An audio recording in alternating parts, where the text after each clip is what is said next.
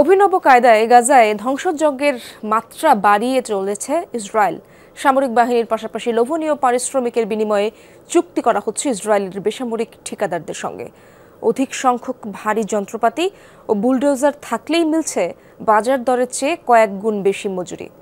জাতিসংঘ বলছে ইসরায়েলি আগ্রাসনে গাজার 92% বাড়িঘর ধ্বংস হওয়ায় উপত্যকাটিতে জমা হওয়া ধ্বংসস্তূপের পরিমাণ প্রায় 5 কোটি টন। জেনেক্সে শিফট করো, লাইফকে লিফট করো।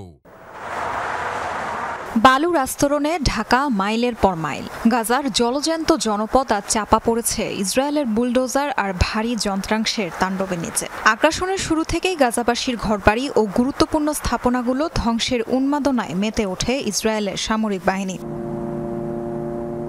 সম্প্রতি ইসরায়েলি বাণিজ্যিক পত্রিকা দ্য মার্কারের বরাতে এক চাঞ্চল্যকর তথ্য প্রকাশ করেছে মিডল ইস্ট আই। সেখানে বলা হয়, ইসরায়েলের বেসরকারি ঠিকাদারদের লোভনীয় পারিশ্রমিকের বিনিময়ে গাজায় নিতে প্রচারণা চালাচ্ছে আইডিএফ। শর্ত, ভালো মানের বুলডোজার ও অন্যান্য ভারী যন্ত্রপাতি থাকতে হবে কন্ট্রাক্টরদের। উদ্দেশ্য, গাজায় উচ্ছেদ অভিযানের মাত্রা আরও বাড়ানো। দ্য মার্কারের তথ্য অনুযায়ী চুক্তিবদ্ধ ঠিকাদার প্রতিষ্ঠানগুলোকে প্রতিদিন $1500 পারিশ্রমিক দিচ্ছে আইডিএফ। ফলে দিনে একজন অভিজ্ঞ ভারী যন্ত্র চালকের আয় হতে পারে $300 পর্যন্ত। আইডিএফ এর সাথে দর কষাকষি করারও সুযোগ আছে ঠিকাদারদের।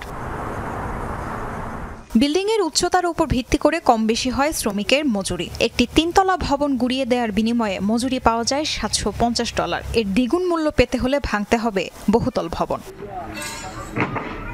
বেশি বেশি ঠিকাদারদের সন্ধানে অনলাইন বিজ্ঞাপনের হার কয়েক গুণ বৃদ্ধি পেয়েছে বলেও দাবি করেছে মিডল ইস্ট আই। লোভনীয় প্রস্তাব লুফে নেয়া কন্ট্রাক্টরদের সংখ্যাও দিন দিন বৃদ্ধি পাচ্ছে।